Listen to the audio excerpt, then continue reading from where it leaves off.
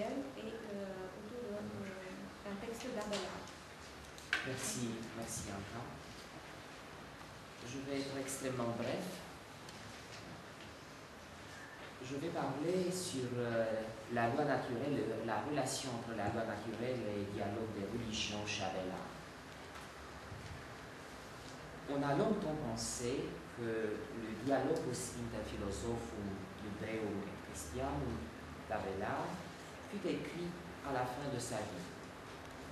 Et des recherches plus récentes l'ont daté dans la période où Abélard composa la Theologia Christiana et le Psyché-pneuma, c'est-à-dire entre 1125 et 1126.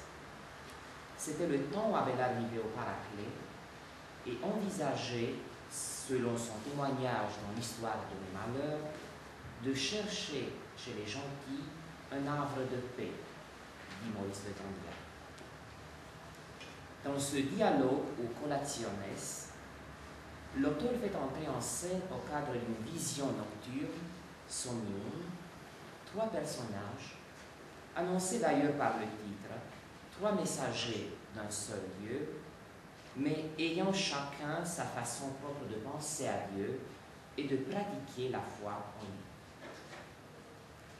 Diversa tamen fide et vita ipsi famulantes, dit Abélard cette fois-ci. Bien qu'il y ait une tradition de débat apologétique et d'échanges intellectuels entre les chrétiens et les juifs au XIIe siècle, les personnages d'Abélard relèvent plutôt d'un effort d'imagination que de l'histoire des rapports entre les communautés religieuses au Moyen Âge.